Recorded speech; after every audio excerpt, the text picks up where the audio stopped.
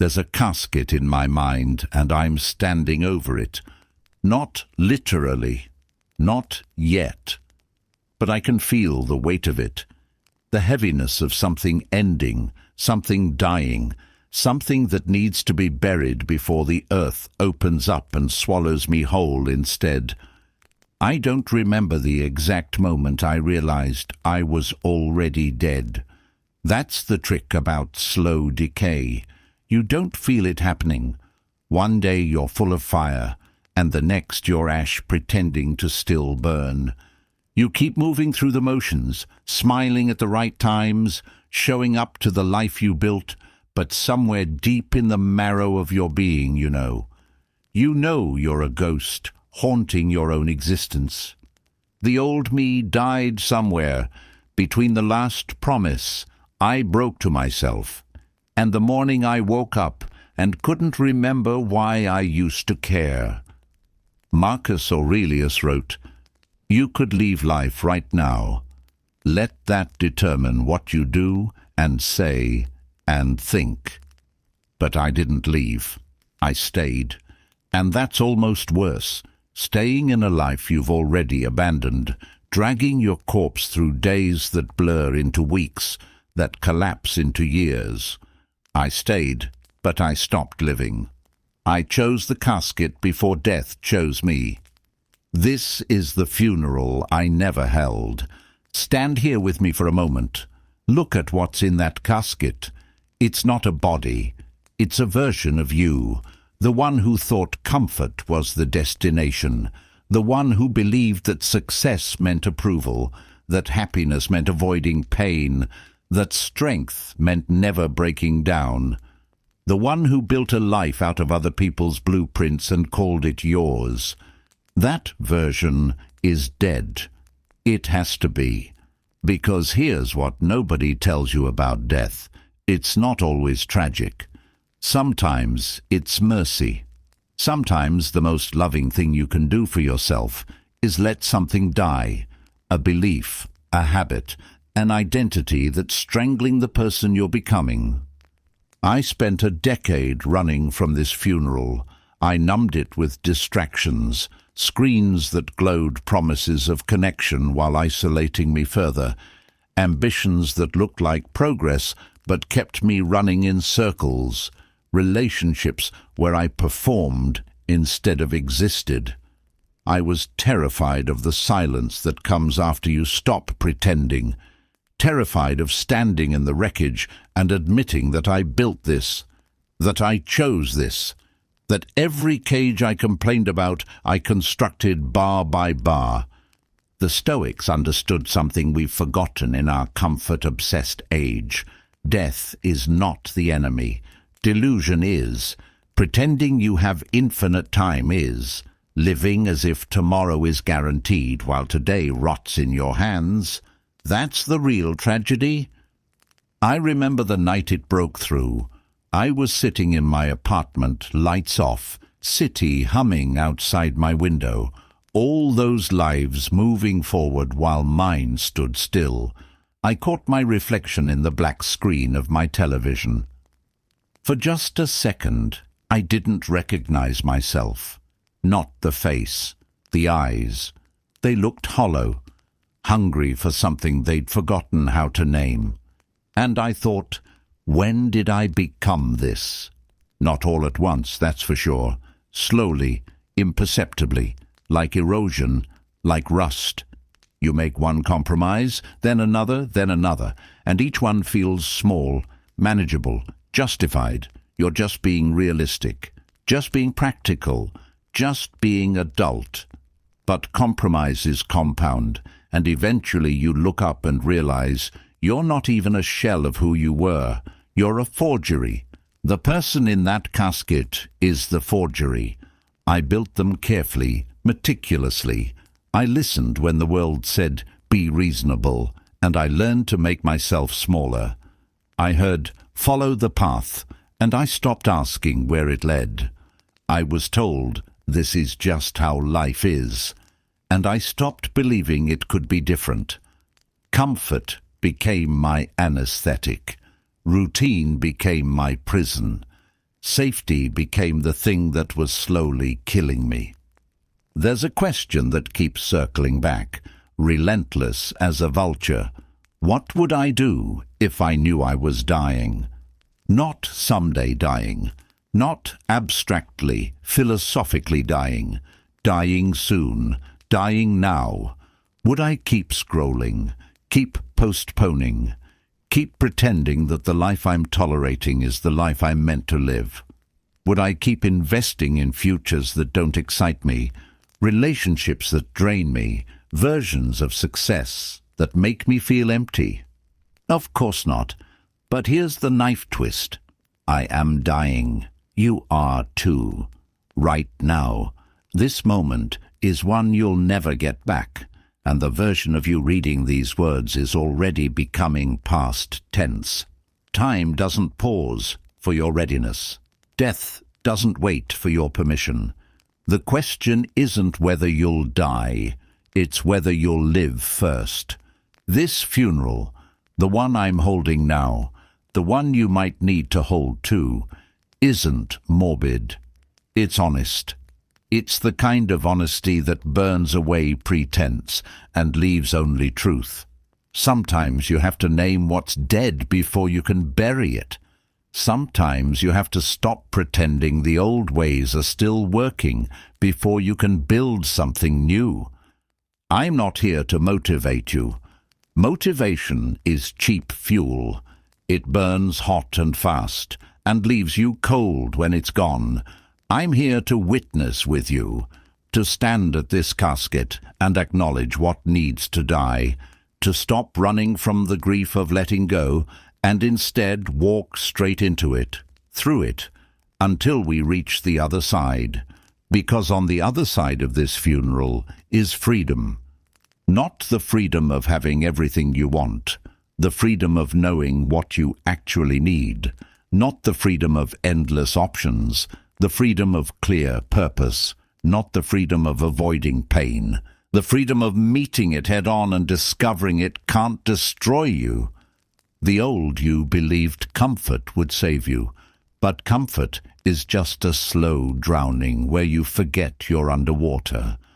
The old you believed validation would complete you, but you spent so much time becoming what others approved of that you forgot what you actually are. The old you believed tomorrow would be different, but tomorrow is built from today, and today you're still making the same choices that led you here. So we burn it, all of it. Not with hatred, with clarity, not with regret, with resolve. We burn the old you the way a forest fire clears dead wood to make space for new growth. We burn it because transformation isn't addition, it's subtraction. It's stripping away everything false until only truth remains. Marcus Aurelius kept a reminder close. It is not death that a man should fear, but never beginning to live. You've been dying wrong. We both have. We've been dying slowly, unconsciously, without purpose. We've been letting our potential wither while we distract ourselves with comfort. This is where it ends. This is where we stop dying accidentally and start living deliberately. This is the funeral. The ashes are already prepared. The old you is already gone. We're just finally admitting it. And in that admission, in that acceptance, in that willingness to let go of who we thought we had to be, something new becomes possible. The fire is waiting. Your rebirth is on the other side of this ending. Are you ready to burn? I used to think comfort was the goal. Work hard, save money, build a life where I wouldn't have to struggle anymore, where I could exhale, where I could finally relax into the ease I'd earned. That was the dream, wasn't it? The finish line we're all racing toward, the place where things get easier. I reached it, and it nearly destroyed me. Here's what nobody warns you about comfort. It's a predator disguised as a reward. It arrives with soft promises and warm embraces, whispering that you've worked hard enough, that you deserve rest, that you can finally stop pushing and just be. And it feels good. God, it feels good. Like lowering yourself into a hot bath after a brutal day. Like the world finally giving you permission to stop striving. But comfort doesn't stop at rest. It metastasizes into stagnation. It sedates your hunger. It numbs the part of you that dreams and dares and demands more from this one precious life. Comfort tells you that pain is the enemy, that struggle is failure, that if you're uncomfortable, you must be doing something wrong. Comfort is a beautiful liar. I spent years in its embrace. I built routines that required nothing from me. I surrounded myself with easy choices. I optimized my life for minimal friction, maximum predictability, zero risk.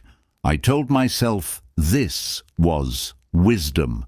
This was maturity. This was what it meant to have my life together. I was rotting from the inside out. Epictetus said, "It is not things that disturb us, but our judgments about them." I judged discomfort as the enemy.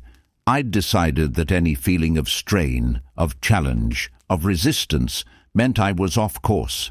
So I course-corrected constantly, away from difficulty, toward ease, away from growth, toward safety. I built a life that asked nothing of me and was surprised when I felt like nothing. The addiction to comfort is more insidious than any drug because it's socially acceptable, celebrated even. Treat yourself. You deserve it. Take it easy. We've built an entire culture around avoiding discomfort, medicating every moment of unease with entertainment, food, substances, scrolling, shopping, anything to not feel the friction of being alive. But friction is where we're forged. I remember a winter morning 3 years ago. My alarm went off for a run. It was dark, cold, raining, the kind of morning that makes your warm bed feel like salvation, and I thought, I could skip today, just once, just this morning. I'm tired. I'll go tomorrow.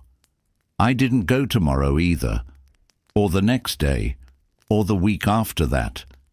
That's how it starts. One small surrender, one reasonable compromise, one moment where comfort wins, and you tell yourself it doesn't matter. It's just once. You'll get back to it. But you don't realize you're not just skipping a run. You're teaching yourself that discomfort is optional. You're training your brain that whenever things get hard, retreat is acceptable. The problem with comfortable lives is that they make comfortable people. And comfortable people don't change the world. They don't change themselves. They don't create anything worth creating or become anyone worth becoming. They just maintain. They coast. They optimize for ease until their lives become so frictionless they slip right through their own fingers. I see it everywhere now. This pandemic of comfort. People living below their potential, not because they lack ability, but because they lack discomfort. They've engineered pain out of their existence and wonder why they feel so numb. They've built lives where nothing is at stake and wonder why nothing feels meaningful. Comfort kills meaning. It kills growth. It kills the parts of you that need challenge to stay alive. There's a reason every wisdom tradition throughout history includes some element of deliberate hardship. Fasting, cold exposure, simplicity, physical challenge. It's not about suffering for suffering's sake. It's about remembering who you are when the cushions are stripped away. It's about discovering that you're capable of so much more than your comfort zone convinced you of. The Stoics practiced voluntary discomfort religiously. Marcus Aurelius, Emperor of Rome, slept on the floor. Seneca, one of the richest men in Rome, regularly lived like a pauper to remember that loss wouldn't destroy him. They understood something we've forgotten. Comfort is training you for fragility. Every time you choose ease over effort, you're making yourself weaker, more dependent, more afraid of the very challenges that would make you stronger. I spent a decade in that trap, a decade of choosing the easy path, the comfortable choice, the frictionless option, a decade of telling myself tomorrow would be different, while today I chose the same soft surrender. And every time I chose comfort, I lost a little more self-respect. Because deep down, beneath all the rationalizations, I knew I was capable of more. I knew I was settling. I knew I was betraying the person I could become for the temporary ease of the person I was. That knowledge eats at you, slowly at first, then faster. It's the voice you try to drown out with Netflix binges and social media scrolls. It's the feeling you try to numb with whatever your drug of choice is. It's the truth you keep avoiding that eventually corners you in a dark room at 3 a.m. when you can't sleep, because you can't stop thinking about all the time you've wasted. Here's the paradox. Avoiding discomfort doesn't make you comfortable. It makes you anxious, because you're constantly running from the thing you need most. The challenge that would prove to yourself that you're still alive, still capable, still becoming.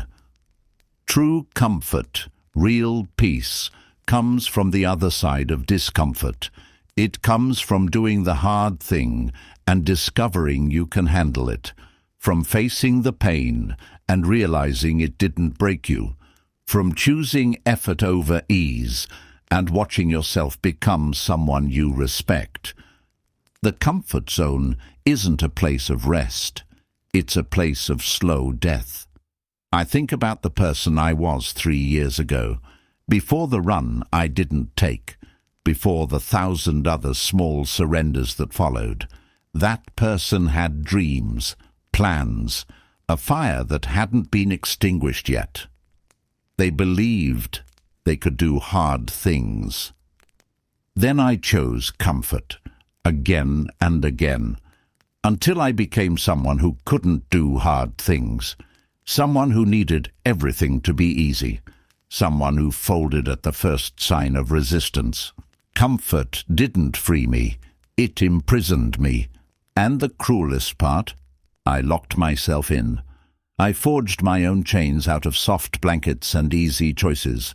I built my own cage out of routines that required nothing from me. I became my own jailer, and I called it self-care.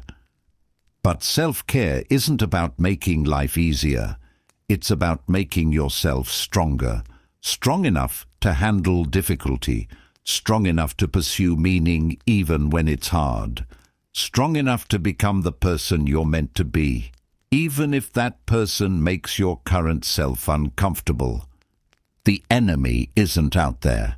It's in here, in the part of me that still reaches for easy over meaningful, for comfortable over growth, for numb over alive. This chapter is closing, the one where comfort was the goal, the one where I organized my entire existence around avoiding discomfort, the one where I confused ease with happiness and wondered why I felt so empty. Comfort was never the answer. It was the question I was too afraid to ask. What am I capable of when I stop hiding? The old me chose the warm bed, the easy path, the soft surrender. Chose it so many times it became who I was, someone who couldn't be trusted to do hard things, even for myself. That person is in the casket now. Next to them is the belief that comfort equals success, that ease equals wisdom, that avoiding pain equals living well. We're burning that too. Because on the other side of comfort is the person you were meant to become. And they're not soft, they're not safe, they're not easy to be around or easy to live with. They're forged in fire, built through friction, earned through effort, and they're waiting for you to choose them over the temporary ease of who you are right now. Stand in front of a mirror, not to fix your hair or check your outfit, not to rehearse a smile or practice confidence. Stand there and look, really look, at the eyes staring back, at the person behind them. Can you hold your own gaze? I couldn't. For years, I couldn't. Every time I caught my reflection unexpectedly, in a window, a phone screen, a bathroom mirror in harsh lighting, I looked away, not consciously, not with thought, but something in me recoiled. Something in me knew that if I looked too long, I'd have to see, and seeing would require acknowledging, and acknowledging would demand change. So I didn't look. I glanced. I passed by.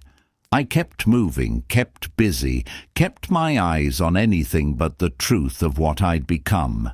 The Stoics were obsessed with self-examination, not the self-help kind, not the gentle, be kind to yourself kind, the brutal kind, the kind that strips away every excuse and forces you to name exactly what you've been avoiding. If you seek tranquility, Marcus Aurelius wrote, do less, or do what's essential.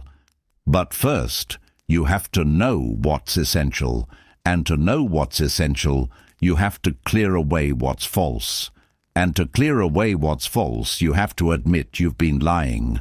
I've been lying for so long, I forgot what truth felt like. Small lies at first. Telling myself I was happy when I was numb. Telling myself I was busy when I was avoiding. Telling myself I'd change tomorrow when I had no intention of changing today. Little betrayals, little compromises, little moments where I chose the comfortable delusion over the uncomfortable truth. But lies compound. They build on each other, layer after layer, until you're living in a house of cards and calling it a fortress. Until you're so invested in the illusion that admitting the truth feels like admitting your entire life has been a waste. Maybe it has been, parts of it anyway. That's what the mirror test reveals, the parts you've been wasting, the years you've been coasting, the potential you've been burying, the person you've been betraying with every choice that prioritizes comfort over becoming. I made a list once, a real one, honest. The kind of list you write in the dark when you can't sleep and the truth won't let you rest anymore. Things I've been lying about. It was longer than I expected, longer than I wanted, longer than I could face all at once. I lied about my ambitions. I told people I was content, that I'd found my path, that I was right where I wanted to be. The truth? I was terrified to want more, terrified of trying and failing, so I pretended not to want. I pretended small dreams were wisdom and settling was maturity. I lied about my relationships. I stayed in ones that felt safe rather than alive. I performed intimacy instead of risking it. I kept people at arm's length and called it boundaries. I abandoned friendships that challenged me and kept ones that let me hide. I lied about my health. I told myself I'd start tomorrow, that I was too busy, too tired, too stressed, that I'd earned the right to let myself go. But the truth was simpler and uglier. I'd stopped caring. I checked out of my own body like a hotel room I planned to trash and leave behind. I lied about my habits. I called scrolling relaxing. I called numbing coping. I called avoiding protecting my peace. I dressed up every escape in therapeutic language so I wouldn't have to admit I was running. I lied about my potential. I told myself I'd peaked, that this was it, that who I am now is who I'll always be. I made peace with mediocrity and called it self-acceptance. I stopped pushing and called it wisdom. But the biggest lie, the one that enabled all the others, was this. I told myself it didn't matter, that one more day of comfort wouldn't make a difference, that one more compromise wouldn't cost me anything, that I had time, that I could always change later, that the gap between who I am and who I could be wasn't growing wider with every passing year. That lie almost killed me. Not literally, slowly, the way a river kills stone, erosion so gradual you don't notice until there's nothing left. Epictetus said, "It is not things that disturb us, but our judgments about them." My judgment about myself had become a protection racket. I judged myself gently to avoid the pain of seeing clearly. I gave myself participation trophies for showing up to my own life. I graded on a curve so steep that any effort, no matter how minimal, counted as progress. I became my own enabler, my own worst enemy disguised as my own best friend.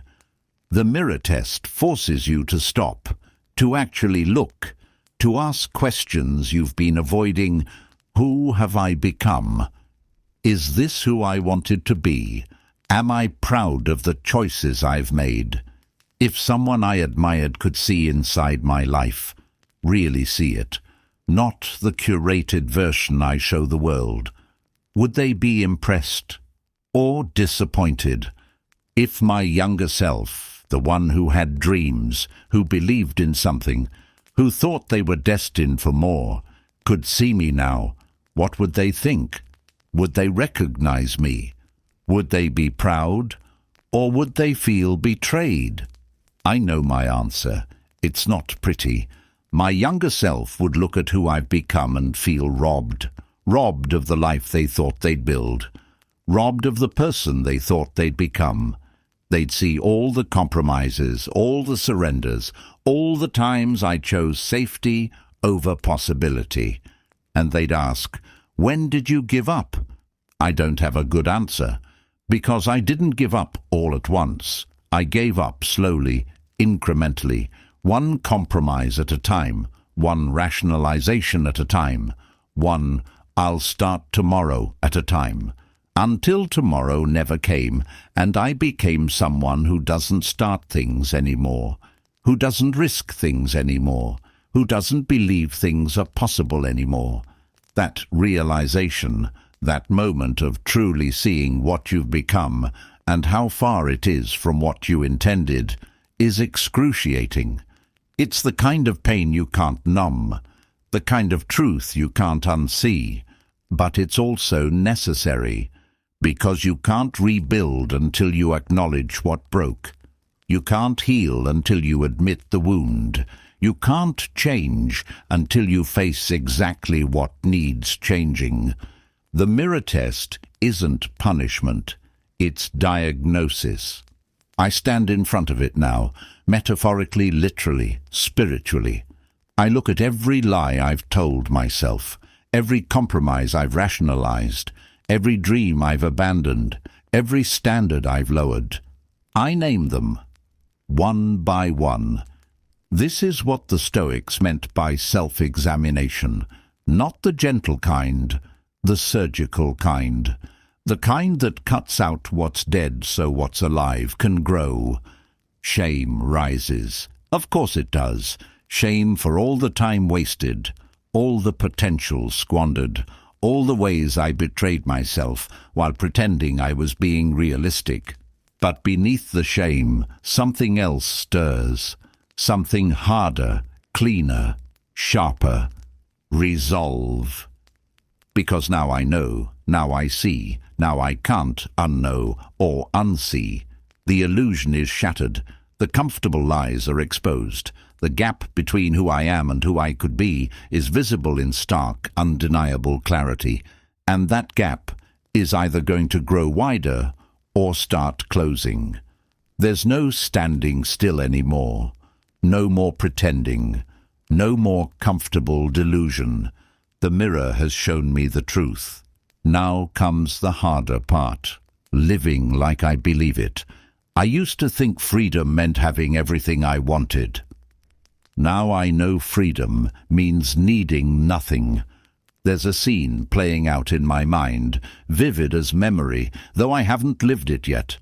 I'm standing in front of a fire, not a campfire, not a hearth, a real fire, a burning that consumes.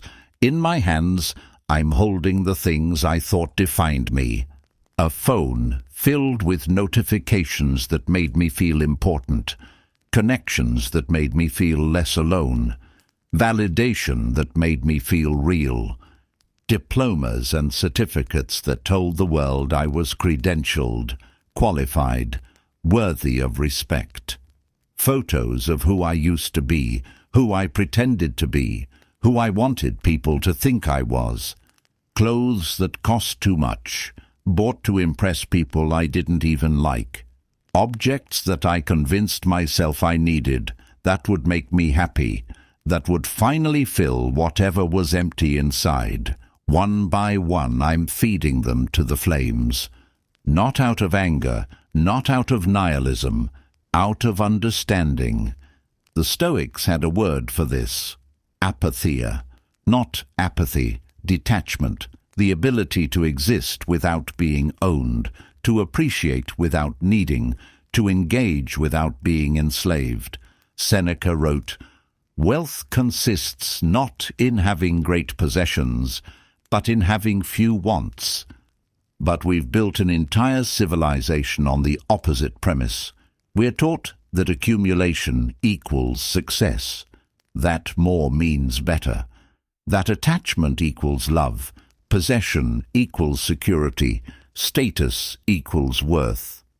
We're taught to define ourselves by what we have, what we own, what we've achieved, what others think of us.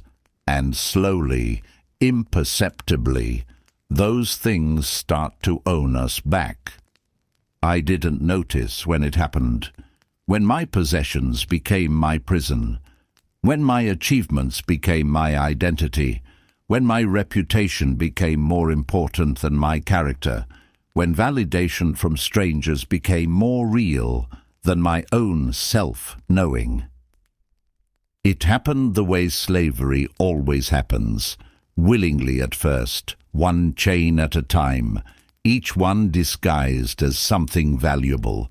I remember buying my first nice watch, not expensive by some standards, but more than I'd ever spent on something purely for status. I told myself it was an investment, a milestone, a reward for hard work. But really, I wanted people to notice. I wanted to wear proof that I'd made it. For a while, it worked. People did notice. Compliments came. I felt seen, validated, important. Then the watch stopped mattering. The novelty wore off, the validation faded. So I needed something else, something more, something new. The cycle began. More clothes, better car, bigger apartment, shinier achievements, carefully curated social media, each acquisition a temporary hit of dopamine, followed by the inevitable crash, followed by the hunt for the next fix. I was an addict, not to substances, to things, to status, to validation, to the external markers that I'd convinced myself made me real. Marcus Aurelius, Emperor of Rome, literally the most powerful man in the world, reminded himself daily, "Very little is needed to make a happy life. It is all within yourself, in your way of thinking." He had everything. He needed nothing. I had very little. I needed everything. That's the trap of attachment. It doesn't matter what you have. If you need it, it owns you. If your peace depends on keeping it, you're a slave to it. If your identity is built on it, you're as fragile as the thing itself. I built my identity on sand, on things that could be taken, on opinions that could change, on achievements that could fade, on a body that would age, on possessions that would break, on status that would shift. And I lived in constant, low-grade terror that it would all disappear, because it will. It all will. That's the other thing the Stoics understood that we keep forgetting. Impermanence is the only permanence. Everything we attach to is already in the process of being lost. The job you think defines you, it will end. The relationship you think completes you, it will change or end. The body you're so proud of or so ashamed of, it's aging right now. The possessions you've accumulated, they're degrading, depreciating, destined for a landfill or an estate sale. Even your achievements, the things you worked hardest for, the accomplishments you're most proud of, they fade. Today's breakthrough is tomorrow's forgotten news. Today's success is next year's remember when. Nothing lasts, nothing stays, nothing is secure, except you. Not the you defined by things, not the you validated by others, not the you constructed from achievements and possessions and status. The you underneath all that, the consciousness that witnesses, the awareness that remains even when everything else changes. That's what the fire reveals. That's what burning attachment exposes. When you strip away everything external, the props, the costumes, the validation, the things, what remains? Either a solid core or a terrifying emptiness. I found emptiness. Years ago, when I first started this process, when I first began questioning what I was attached to, I tried to imagine losing everything. Job, possessions, relationships, status, all of it. And I felt nothing. No, worse than nothing. I felt like I would disappear, like without those external markers, there would be no me at all. I'd constructed my entire sense of self around things outside myself, and without them, I had no idea who I was. That's when I knew I wasn't free. I was dependent, addicted, owned by everything I thought I owned. The burning had to begin, not literally destroying things, though sometimes that helps. Burning attachment means severing the cord between your peace and external circumstances. It means practicing the loss before the loss happens. It means remembering daily that you came into this world with nothing and you'll leave with nothing, and everything in between is borrowed time with borrowed things. Epictetus taught his students to practice this. Hold nothing too tightly. Look at your most precious possession and remind yourself, tomorrow this could be gone. Look at your greatest achievement and remember, this too is temporary. Look at the person you love most and acknowledge, one day one of us will lose the other. It sounds morbid.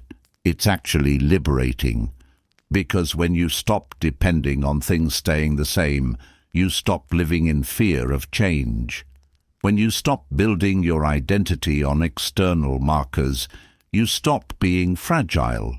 When you practice detachment, you don't love less. You love more freely, more fully, without the desperation of clinging. I'm learning this slowly, painfully, imperfectly. I'm learning to hold my achievements lightly, proud of them, but not defined by them. I'm learning to appreciate possessions without needing them, grateful when they're here, undestroyed when they're gone. I'm learning to value relationships without depending on them, loving fully while knowing nothing is permanent. I'm learning to build my sense of self from within rather than from external validation, knowing who I am regardless of who sees it. This is the fire that transforms, not the destruction of caring, the destruction of clinging, not the end of ambition, the end of attachment to outcomes, not the rejection of the world, the rejection of being owned by it. In that bonfire of attachment, something strange happens. As you burn through what you thought you needed, you discover what you actually are. As you release what you thought defined you, you find what's actually essential. Stripped of the external, you find the internal. Freed from dependence, you find strength. Released from ownership, you find freedom. The old me was buried under possessions, achievements, validations, attachments. The old me thought all of that was me. It wasn't. It was just weight, just chains I'd forged myself and called them treasures. The fire is burning them now. The old identity, constructed from external things, is turning to ash. And beneath it, something simpler, stronger, more essential is being revealed. Not the person others told me to be, not the person I thought I needed to be, just me, raw, unadorned, undefined by anything except the choices I make and the character I build. That person doesn't need a phone to feel connected, doesn't need diplomas to feel worthy, doesn't need validation to feel real, doesn't need possessions to feel secure. That person is free. The burning continues. There's more to release, more attachments to sever, more dependencies to acknowledge and destroy. But for the first time, I'm not afraid of the fire. I'm walking into it. The hardest thing I've ever done is sit still. Not move, not scroll, not produce, not consume, not distract, just exist. In silence, with myself. Turns out, I've been running from that for years. We all have. We've built a civilization of noise, constant input, constant stimulation, constant distraction from the one thing we're terrified to face, our own minds. Think about it. When's the last time you were truly alone with your thoughts? Not driving with the radio off while you mentally plan your day. Not lying in bed scrolling before sleep. Actually alone. Actually present. Actually still. For most of us, the answer is never, or so long ago we can't remember. We wake up and immediately grab our phones. We move through our days plugged into podcasts, music, audiobooks, notifications. We fill every gap, every pause, every moment of potential silence with something external. We've become addicted to input, dependent on distraction, terrified of the space between thoughts. Because in that space, truths emerge, truths we've been running from. The Stoics knew this. They didn't just practice philosophy, they practiced silence, solitude, withdrawal from the noise of the world to hear the signal of their own minds. Marcus Aurelius. Nowhere can man find a quieter or more untroubled retreat than in his own soul. But you have to actually go there. You have to stop running. You have to sit in the silence and face whatever rises. I tried this once, years ago. Made it 7 minutes before I grabbed my phone. 7 minutes of sitting with myself felt unbearable. My mind raced. My body fidgeted. Anxiety crawled under my skin like insects. I needed something, anything to pull me out of my own head. That should have been my first clue. That the thing I was most afraid to face was myself. I've been avoiding silence the way an addict avoids withdrawal. Because silence is where the withdrawal happens. It's where all the noise I've been using to numb myself stops working. It's where I have to feel everything I've been avoiding. Regret, shame, fear, inadequacy, loneliness, the yawning gap between who I am and who I wanted to become. Silence doesn't let you hide from that. Silence makes you face it. So I ran. I filled my life with so much doing that I never had to risk being. I stayed busy, stayed productive, stayed distracted. I told myself this was ambition, this was success, this was what engaged living looked like. It was escape. After the funeral, after confronting comfort, after facing the mirror, after burning attachments, after all of that, I knew what came next.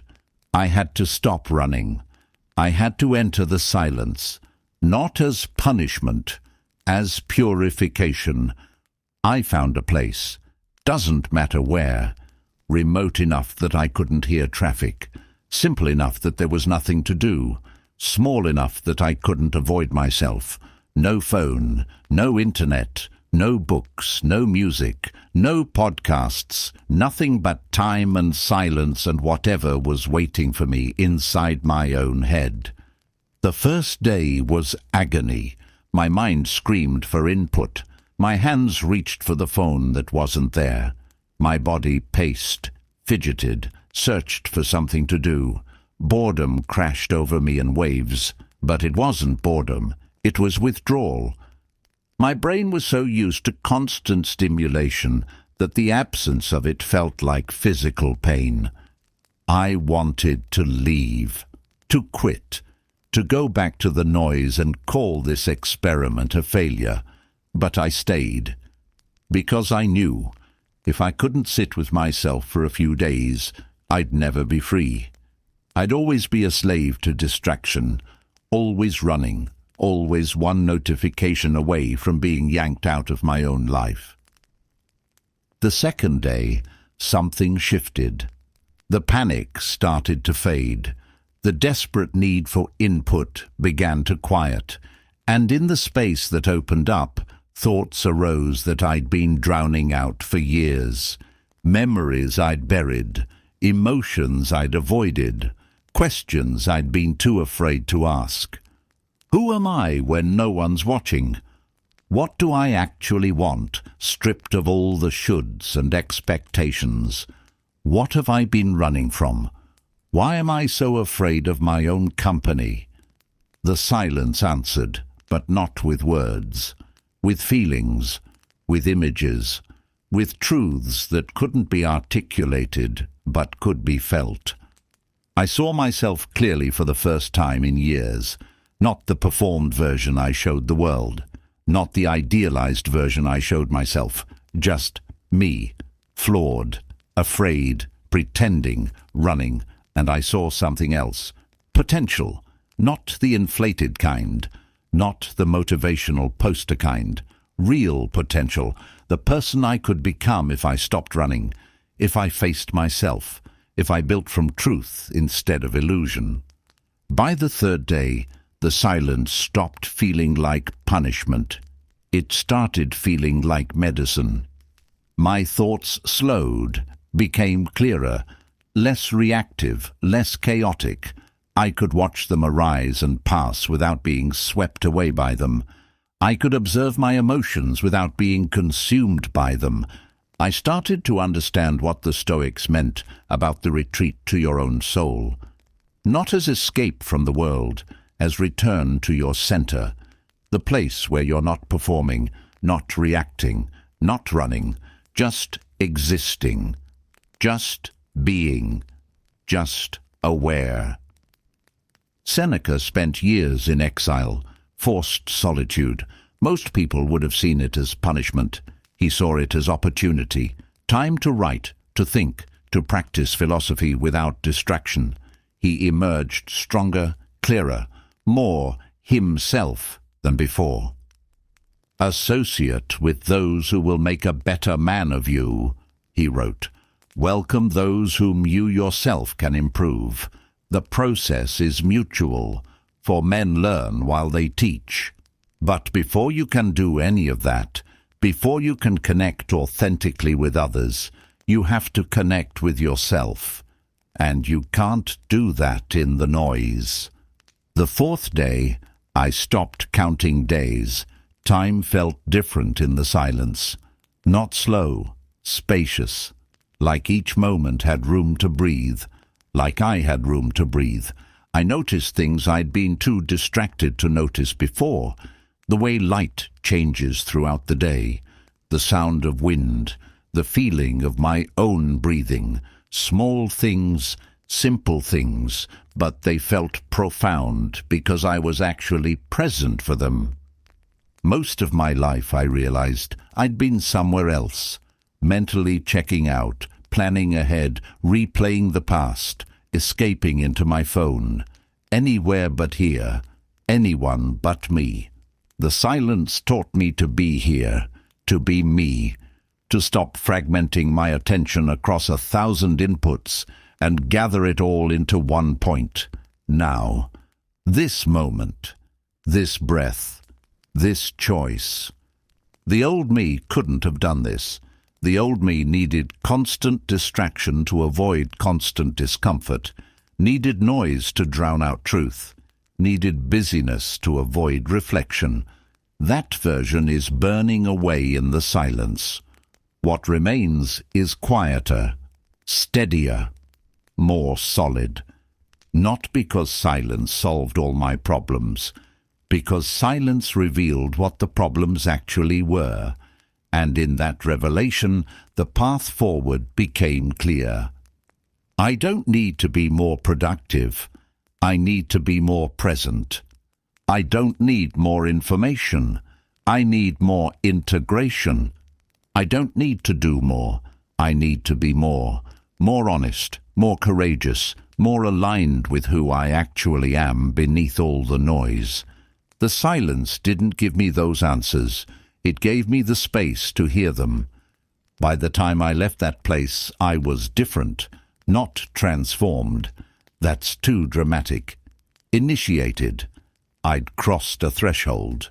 I'd proven to myself that I could sit with myself, that my own company wasn't something to run from, that beneath all the noise I'd built my life on, there was something solid. The silence broke me open, showed me the rot, the fear, the avoidance, but it also showed me what was underneath, a core that hadn't been destroyed by years of distraction, a center that was still there, still waiting, still possible. I carry that silence with me now, not as a place I go to, as a state I return to. 5 minutes in the morning, 10 minutes at night, moments throughout the day where I disconnect from input and reconnect with center. It's not easy. My mind still reaches for distraction. My hands still grab for the phone. But I'm training a new habit, a new way of being. I'm learning to find the quiet in the chaos, the stillness in the noise, the center that holds when everything else is spinning. Epictetus said, "First say to yourself what you would be, and then do what you have to do." But you can't say to yourself what you would be if you never listen to yourself, if you're always drowning in external input, if you're always running from the one conversation that matters most, the one with your own soul. The silence is where that conversation happens. It's where the old you dies and the new you is born. It's where transformation stops being a concept and starts being a felt experience. Act 1 ends here, in the silence, in the space after destruction and before reconstruction. in the emptiness that terrifies but liberates, in the stillness that reveals what's actually true. The old me is gone, burned away in fire and silence and truth. The new me hasn't fully emerged yet, but they're coming. I can feel them, rising from ash, forged in absence, reborn from nothing into something real. The funeral is over. The death is complete. Now comes the hardest part, learning to live again. The silence taught me something crucial. Most of my suffering came from fighting things I couldn't change. Everything. I was fighting everything. The weather, other people's opinions, the past, time, my own thoughts, traffic, politics, the economy, outcomes I couldn't control, events I couldn't predict, reactions I couldn't command. I was exhausting myself wrestling with the immovable, trying to control the uncontrollable, pouring energy into a void that gave nothing back. Epictetus drew a circle. Inside it, your thoughts, your choices, your actions, your character. Outside it, everything else. He said the key to tranquility, real peace, not comfortable numbness, was knowing the difference. Make the best use of what is in your power, and take the rest as it happens. Simple words, revolutionary practice. I spent 30 years outside that circle, obsessing over what I couldn't control, trying to force outcomes, trying to manage other people's perceptions, trying to predict and prevent every possible negative scenario. My mind was a chaos of contingency plans for situations that might never happen. Meanwhile, the things I could control, my effort, my attitude, my discipline, my response, I neglected. I let them atrophy while I burned myself out, trying to control a world that was never mine to control.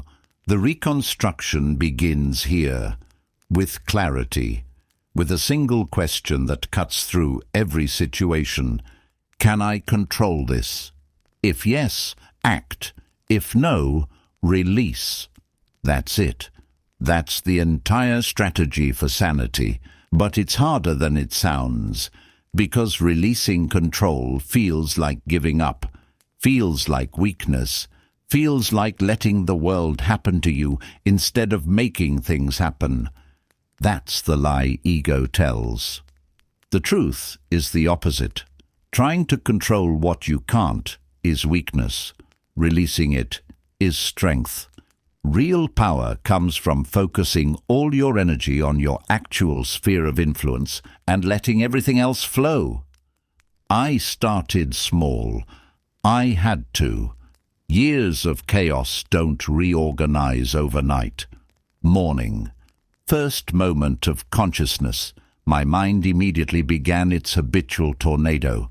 Worries about the day, rehearsing conversations that hadn't happened, stressing about outcomes I couldn't guarantee. I caught it, stopped it, asked, can I control this right now, in this moment? Number. So I released it, came back to what I could control, my breath. In for 4, hold for 4, out for 4, repeat. Something so simple my mind tried to dismiss it, but my body knew better. The breath steadied, the chaos quieted.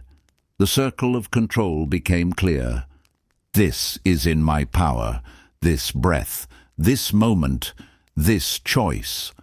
I started keeping a journal, not a diary, a control audit. 2 columns, inside my control, outside my control. The list of things outside was longer than I wanted to admit. Other people's reactions, whether I get the job, if they text back, the traffic, the weather, the past, tomorrow, whether people like me, whether I succeed. Inside, how I respond to reactions, how I prepare for the interview, whether I reach out first, how I use the time in traffic, how I dress for the weather, what I learn from the past, what I do today, how I treat people, how much effort I give. Seeing it on paper changed something, made it real, made the circle visible.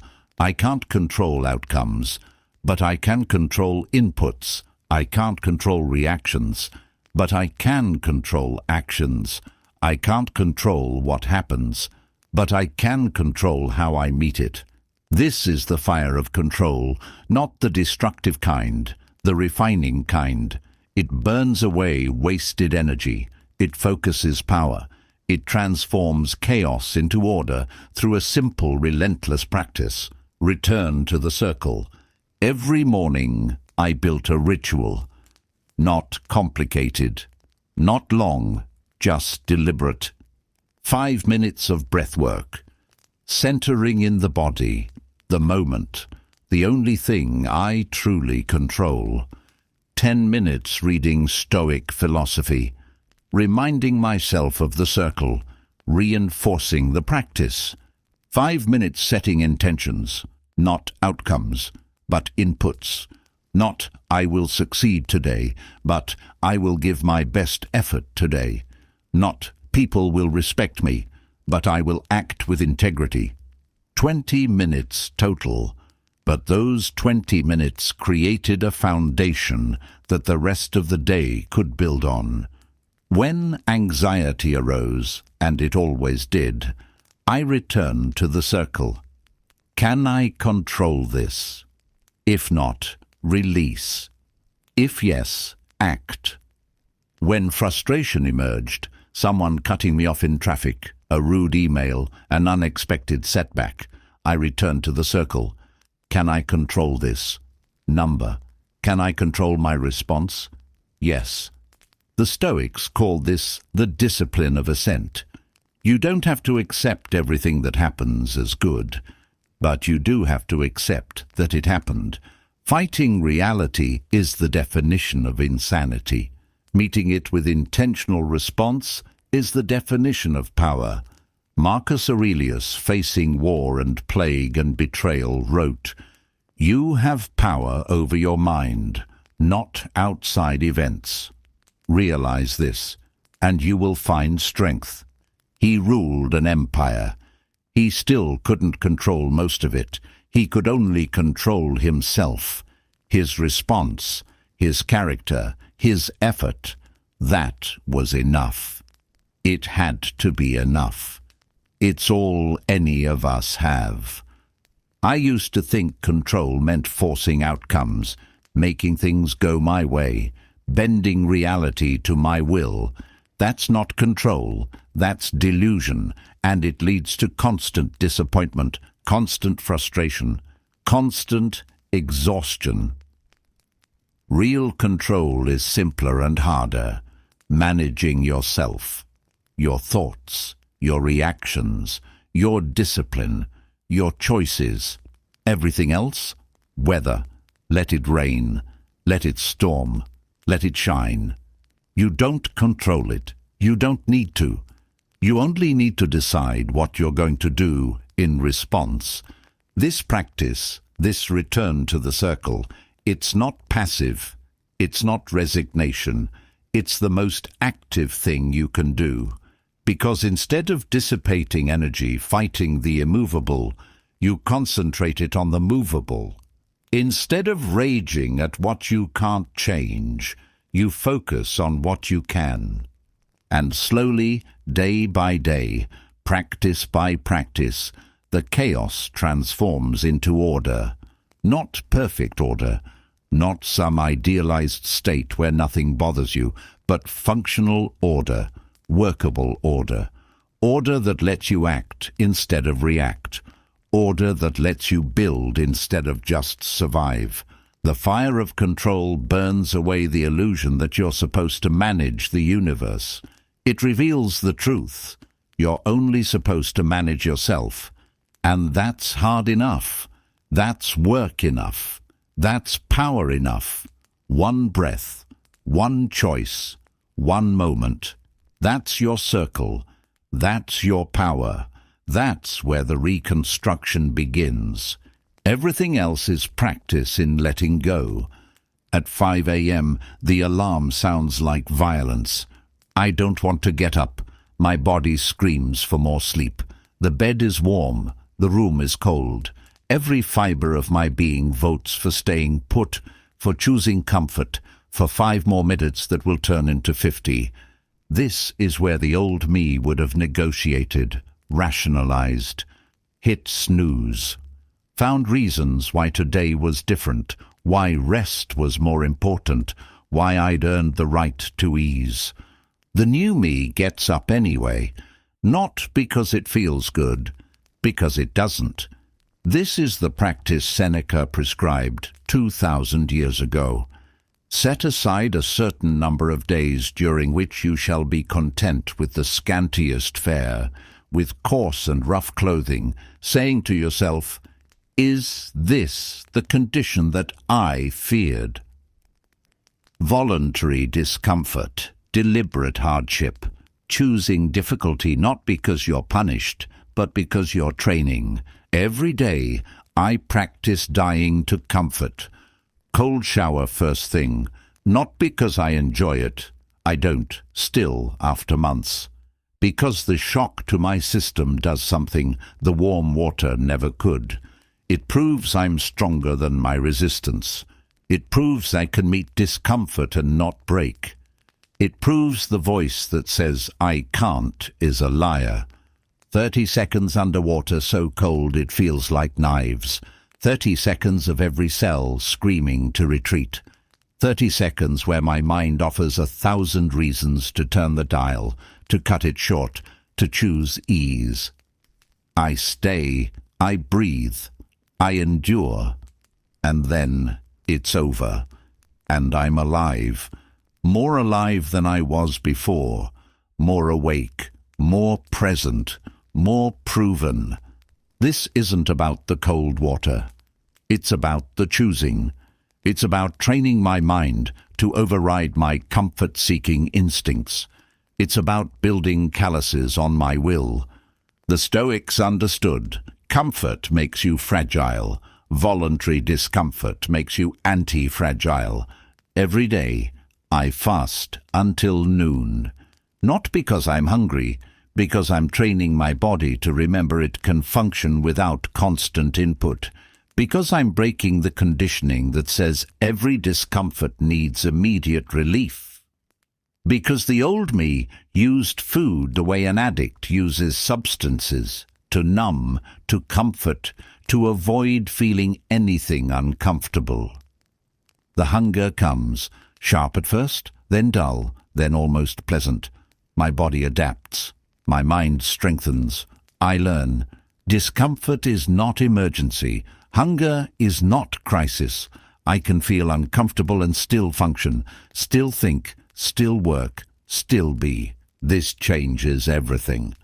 Because most of suffering isn't the pain itself. It's the fear of pain, the anticipation, the catastrophizing, the belief that discomfort equals danger. Voluntary discomfort rewires that belief.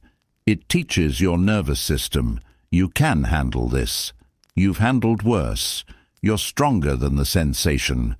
Training becomes ritual, not the comfortable kind, the hard kind. Weights that feel too heavy, runs that go too long, workouts that push past the point where the body begs to stop. Not because I'm punishing myself, because I'm proving something. Every rep where my muscles scream is evidence that I'm stronger than my resistance. Every mile where my lungs burn is proof that I can push past perceived limits. The old me stopped when things got hard, called it listening to my body. But I wasn't listening. I was obeying. There's a difference. Listening means discerning between actual limits and perceived ones. Obeying means surrendering at the first sign of discomfort. This isn't about ignoring injury or being reckless. It's about learning where the actual edge is. And for most of us, it's so much further than we think. I practice silence, the daily kind. Technology off for the first hour after waking. No phone, no news, no input. Just presence, just self, just the discomfort of being without distraction. The mind protests. It's been trained to reach for stimulation the way lungs reach for air. The absence feels like suffocation at first. I sit with it. I watch the discomfort arise and pass. I learn. I can be bored and survive. I can be understimulated and not collapse. I don't need constant input to exist. This practice, this daily death to comfort, it accumulates. Each small hardship trains the muscle of resilience. Each chosen difficulty proves that soft living makes soft people, and I'm done being soft. Marcus Aurelius woke in palace rooms and reminded himself, at dawn, when you have trouble getting out of bed, tell yourself, I have to go to work as a human being. He could have stayed comfortable. He chose discipline instead, every day, until it became who he was. The practice isn't punishment, it's preparation. Because life will bring involuntary hardship, loss, pain, difficulty you didn't choose. The question is, will you be ready? Will you be resilient? Or will you shatter because you spent your comfortable years avoiding every small discomfort? I spent too many years shattering, falling apart at minor inconveniences, collapsing under manageable stress, breaking because I'd never practiced bending. Not anymore. Now I practice daily. Small deaths, small hardships, small choices to meet discomfort instead of avoid it. Cold water that makes me gasp. Hunger that makes me aware. Workouts that make me doubt. Silence that makes me present. Early mornings that make me disciplined. Each one a small death of the comfort-addicted self. Each one a small birth of someone stronger. The Stoics practiced this not as asceticism, but as inoculation. They lived simply, not because they hated wealth, but because they wanted to prove loss wouldn't destroy them. They practiced hardship, not because they loved suffering, but because they knew ease makes you vulnerable. We are more often frightened than hurt, Seneca wrote, and we suffer more in imagination than in reality. Voluntary discomfort kills the imagination of suffering. It replaces fear with fact. It proves, I can handle hard things. I have handled hard things. I will handle hard things. This is the forge. This is where the new self is tempered, not in comfort, in fire, not in ease, in resistance, not in pleasure, in endurance. Every day is a death. Every day is a choice. Every day is training. The old me chose comfort and called it self-care. The new me chooses hardship and calls it self-respect. Because I know now, the person who can endure voluntary discomfort can endure anything. The person who chooses challenge over comfort is someone they can trust. And self-trust, that's the foundation everything else is built on. The alarm sounds tomorrow at 5 a.m. It will feel like violence again, and I will get up anyway. Identity is not discovered, it's forged. I used to wait to feel passionate, wait to find my calling, wait for purpose to reveal itself like some cosmic download, like I'd wake up one morning and suddenly know what I was meant to do. I waited years. Nothing came. Because that's not how it works. The Stoics didn't sit around waiting for purpose. They built it deliberately, daily, through choices that compounded into character. Marcus Aurelius wrote, "Waste no more time arguing what a good man should be. Be one. Be one. Not become one. Not wait to feel like one. Be one. Now. Today. Through action. This is the forge, where identity is hammered out through practice, discipline, and relentless commitment to values that don't change based on mood. I started with a question: who do I want to be? Not what do I want to do? Not what do I want to have? Who do I want to be? The old me would have answered with roles, job titles, achievements, status markers, things external. Now I know better. Those things are outcomes, not identity. Identity is internal.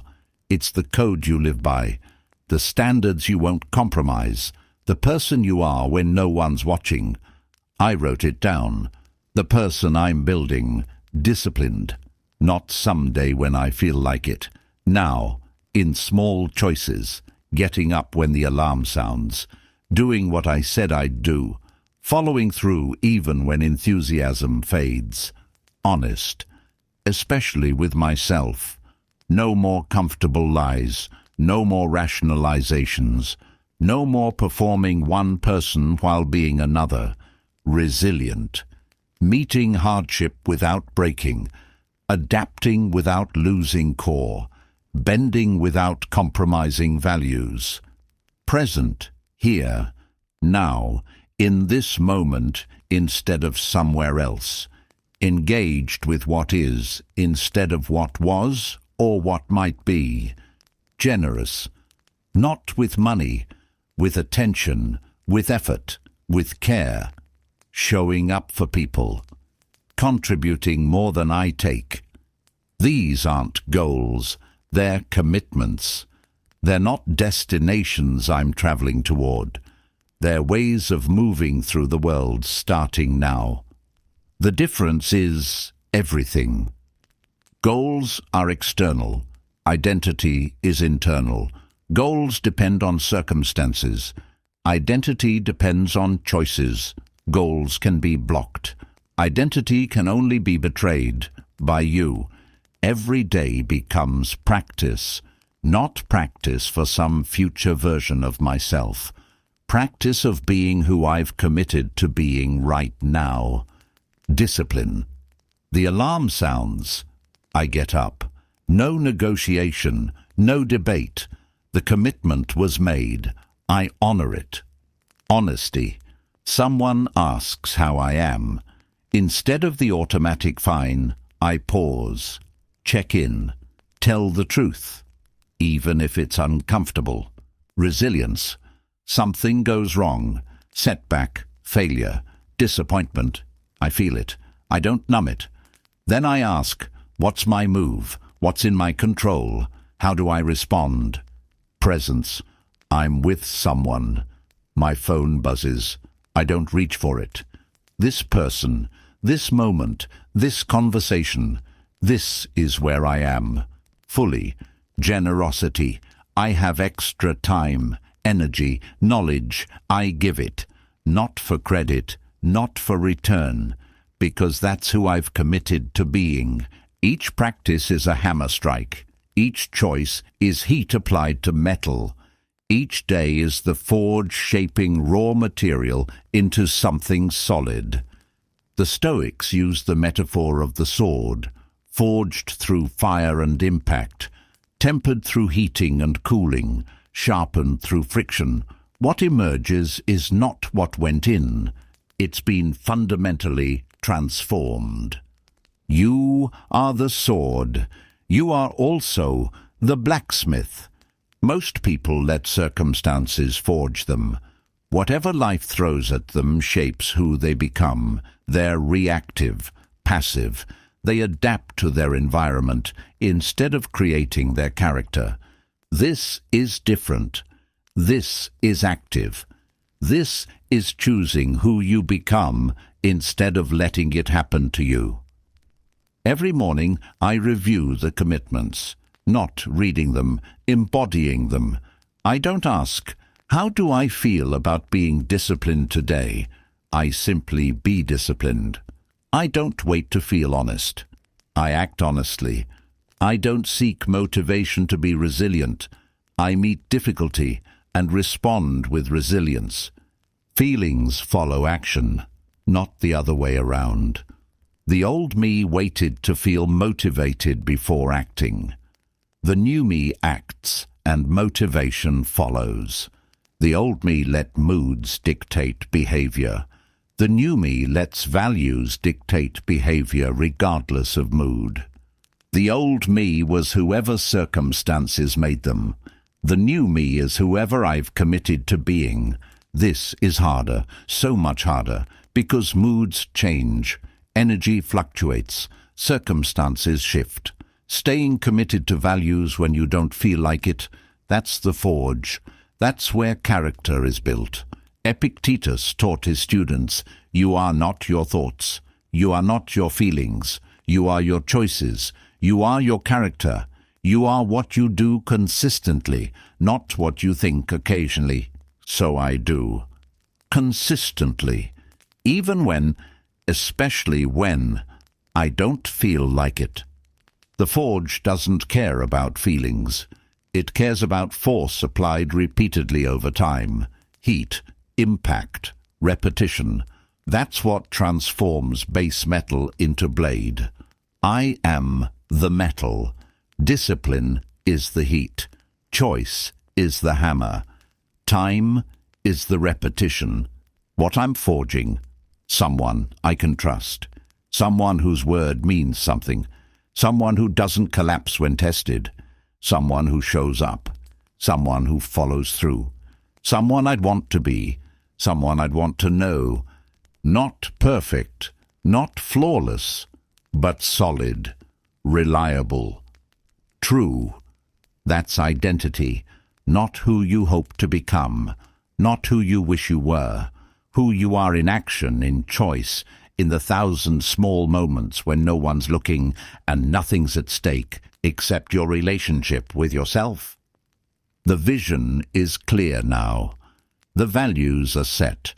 The practices are established. What remains is the only thing that's ever mattered. Daily commitment, daily choosing, daily forging. One day at a time, one choice at a time, one hammer strike at a time. The sword takes shape not in a moment, but in 1,000 moments of heat and force and disciplined repetition. I'm not there yet, but I'm not who I was, and that's the point. That's the progress. That's the proof that the forge is working. You don't wait for purpose to find you. You forge it through values lived, through commitments honored, through the person you choose to be today and tomorrow, and every day after until choosing becomes being. This is the forge. I'm in it now. The heat is on. The hammer falls. And I'm becoming. The storm hit 3 days in. Not weather, a real storm. The kind that tests everything you've been building. Lost a major client. Financial hit. Unexpected. Disorienting. The kind of setback that used to flatten me for weeks. I felt it land. The gut punch. The surge of panic. The cascade of catastrophic thoughts. This is it. I'm ruined. All the progress wasted. Back to zero. Then something different happened. I stopped. I breathed. I asked the Stoic question, what can I control about this? Not the loss itself. That was done. Not the client's decision. That was theirs. Not the past. That was fixed. What I could control, my interpretation, my response, my next move. Marcus Aurelius. Choose not to be harmed, and you won't feel harmed. Don't feel harmed, and you haven't been. This isn't positive thinking. This isn't pretending bad things are good. This is something more radical, recognizing that the event itself is neutral. What makes it good or bad, empowering or destroying, is the meaning I assign to it. The event, client left. The fact, loss of income. The interpretation, disaster, failure. Proof I'm not good enough. Beginning of the end. But that interpretation, that's optional. That's chosen, usually unconsciously, habitually, based on old patterns, but still chosen. What if I chose differently? New interpretation, feedback, signal that something needs adjusting, opportunity to find better aligned clients, test of the systems I've been building, training ground for resilience. Same event, completely different meaning, completely different emotional response, completely different next action. This is the armor of perception, not denying reality, reframing it. The Stoics didn't say bad things don't happen. They said bad things are opportunities in disguise. Every obstacle contains the seeds of growth. Every setback is a setup for something better. Every difficulty is training. The obstacle is the way, wrote Marcus Aurelius. Not around the obstacle, not despite the obstacle, through the obstacle, using it, transforming it, making it the very thing that makes you stronger. I started practicing this ruthlessly.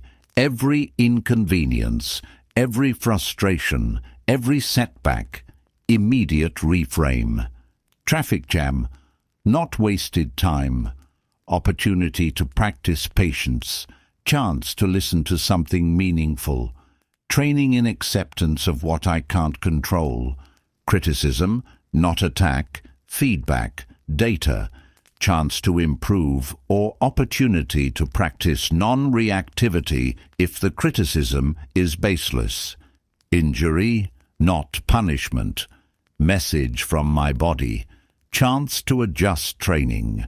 Opportunity to practice patience and healing.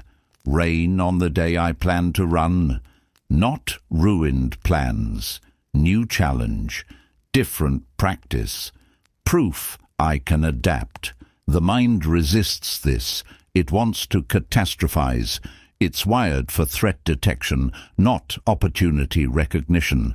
It sees obstacles and screams, danger, problem, threat. But that wiring served us when threats were lions and cliffs. It doesn't serve us now when threats are traffic and criticism and change. Now we need different wiring. Conscious wiring, chosen wiring. Every negative event becomes training. Every difficulty becomes testing. Every storm becomes strengthening. Not because I'm delusional, because I'm deliberate. Epictetus tells the story of being imprisoned, tortured, leg broken. His response: this is what it means to be prepared. Not why me. Not this is terrible. Not I don't deserve this. Just this is what I trained for. This is the test. This is where practice becomes proof. That's the armor. Not that nothing hurts you, that nothing destroys your capacity to respond with dignity and strength. The client who left, that was my broken leg, my imprisonment, my test. The old me would have internalized it, spiraled, made it mean something about my worth, spent weeks recovering, doubting, reconsidering everything. The new me felt the impact, acknowledged the difficulty, then asked, what's my move? Within hours, reached out to 3 other prospects, audited my systems to find what needs improving, adjusted my offering based on the feedback received, acted, not because I felt great about it, because perception created a path forward instead of a pit to fall into. This is the practice. Catch the automatic interpretation. Question it. Choose a more empowering one. Not more comfortable, more empowering. Sometimes the empowering interpretation is harder. This is feedback I need to hear, is less comfortable than they're wrong about me. But it's more empowering because it puts the power back in my circle of control. Every insult becomes a test of my equanimity. Every loss becomes training in detachment. Every failure becomes education. Every storm becomes forge work. Marcus Aurelius ruled Rome through plague, war, betrayal, and constant difficulty. He wrote in his private journal, "The impediment to action advances action. What stands in the way becomes the way." He wasn't trying to convince himself. He was reminding himself. Because this practice requires constant reinforcement. The mind defaults to catastrophe. The ego defaults to victimhood. The old patterns default to, "This is terrible. I can't handle this. This shouldn't be happening." New pattern. "This is training. I can handle this. This is exactly what should be happening, to forge who I'm becoming." The armor isn't avoiding strikes. It's transforming their impact. It's meeting force with force absorption. It's taking what would break the old me and using it to strengthen the new me. Not every hit is training. Some are just pain. But even pain can be met with dignity. Even unfair suffering can be endured with grace. Even genuine tragedy can be faced without collapse. The perception you choose determines the person you become. Choose victim. Become fragile. Choose obstacle. Become stuck. Choose impossible. Become defeated. Choose training. Become strong. Choose opportunity. Become resourceful. Choose test. Become proven. Same events. Different armor, different outcome. The storm passed, the client was gone, the income was lost, but I wasn't.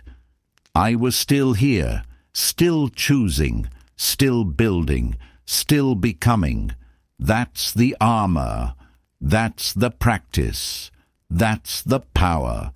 Not control over what happens, control over what it means, and that changes everything. I failed, spectacularly, publicly. The project I'd spent months building, the one I was certain would work, the one I'd told everyone about, dead on arrival. Crickets, silence, irrelevance.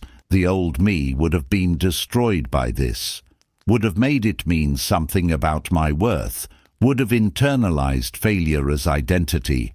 I am a failure. Something different happened instead. I felt the disappointment, sharp, real, undeniable. I'm not a monk. Failure still hurts, but underneath the feeling, something solid remained. Something that didn't collapse with the outcome, because I'd learned to separate effort from result, process from outcome, who I am from what happens. This is the final discipline. Detachment from outcome. Not from effort, from attachment to specific results. Not from trying, from needing it to work out exactly as planned. Not from caring, from making your peace dependent on circumstances you can't fully control. Epictetus. Do not seek for events to happen as you wish, but wish for events to happen as they do, and your life will go smoothly. This sounds like resignation. It's the opposite. It's freedom. Because attachment to outcome is slavery. When your peace depends on external results, you've given your power away. You've made yourself hostage to circumstances, to other people's choices, to market forces, to luck, to timing, to 1,000 variables outside your circle of control. That's not power. That's fragility disguised as ambition. I used to measure my worth by outcomes. Good results meant I was valuable. Bad results meant I was worthless. My mood swung wildly based on circumstances I couldn't fully control. I was a puppet, and outcomes pulled my strings. Every success inflated me. Every failure deflated me. I was constantly ricocheting between pride and shame, confidence and doubt, depending entirely on whether things went my way. That's exhausting. More than exhausting. It's unstable, unsustainable, untrue, because outcomes don't determine worth. Process does, effort does, character does. The choices you make, not the results you get. That's who you are. The project failed. That's a fact. But the effort I put in, the discipline I showed, the skills I built, the person I became through the process, those don't fail. Those can't be taken. Those compound regardless of outcome. This is what the Stoics meant by focusing on virtue over victory. Virtue, excellence of character, quality of effort, integrity of process, that's in your control. Victory is partially in your control at best, mostly in fate's hands at worst. So you commit to what you can control and release attachment to what you can't. I gave everything to that project, best effort, full attention, genuine care. That's success. That's what I control. That's what makes me someone I can respect. The market didn't respond. That's not my failure. That's just a fact about timing, fit, and variables I don't control. This distinction saves everything, because if outcome equals identity, then every failure destroys you. But if process equals identity, then every genuine effort strengthens you regardless of result. I started practicing this deliberately. Before any effort, I'd clarify what's in my control, my preparation, my effort, my attitude, my response. What's outside my control, the result, other people's reactions, timing, luck, outcome. Then I'd commit fully to the first category and release attachment to the second. Not release caring. Release attachment. There's a difference. Caring means showing up fully. Attachment means needing it to go a specific way. Caring is engagement. Attachment is grasping. Caring makes you powerful. Attachment makes you fragile. I care about my work. I'm not attached to specific outcomes. I care about my relationships. I'm not attached to specific responses. I care about my health. I'm not attached to specific timelines. This isn't lowering standards, it's raising them, because now the standard is internal. Excellence of effort, not external. Achievement of result. Marcus Aurelius, the most powerful man in Rome, reminded himself constantly, "You could leave life right now. Let that determine what you do and say and think." He ruled an empire. He still couldn't control outcomes. Wars were won and lost. Plagues spread. People he loved died. The empire's fate was never fully in his hands. What he could control, his character, his response, his effort, his virtue. So that's what he focused on. That's what he perfected. That's what made him one of history's great Stoics. Not success, but character maintained regardless of success. The project failed. Other projects will too. That's guaranteed. Anyone who tries anything worthwhile will fail repeatedly. But failure is only failure if you make outcome the measure. If you make process the measure, then every genuine effort is success. Every full engagement is victory. Every moment of doing your best, that's winning, regardless of result. This changed my relationship with risk. The old me avoided big swings because the potential failure felt like potential death. If outcome equals identity, then failure equals worthlessness. That's terrifying. That's paralyzing. The new me swings freely because I've separated my worth from the result. My identity is effort, not outcome. My peace is process, not achievement. So failure can't destroy me. It can only teach me. This is what detachment gives. Freedom to try. Freedom to fail. Freedom to learn. Freedom to engage fully without grasping desperately. I'm not indifferent. I care deeply. I try maximally. I commit fully. But I hold outcomes lightly.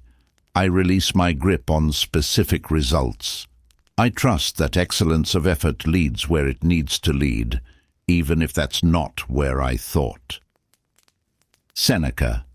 Cling tooth and nail to the following rule: not to give in to adversity, not to trust prosperity, and always take full note of Fortune's habit of behaving just as she pleases. Fortune is fickle. Results are unreliable. Outcomes are partially yours at best. So building your peace on them is building on sand. Build on stone. Build on what's actually yours. Your choices, your effort, your character, your response. That's stable. That's solid. That's something no failure can touch. The project failed. I am not my project. I am my effort. And my effort was genuine, full, excellent. That's success. That's what I keep. That's what compounds. Everything else? Just information. Just feedback. Just data for the next iteration. Detachment from outcome doesn't mean not caring about results. It means not being destroyed by results. It means maintaining your center, regardless of circumstances. It means being someone who can try, fail, learn, and try again without collapse. That person is unbreakable, not because nothing touches them, because nothing owns them. I am owned by my values, not my outcomes. Committed to my process, not my results. Measured by my effort, not my achievement. That's freedom. That's power. That's peace. The rest is just weather. Some days sunny, some days storm. Either way, I remain.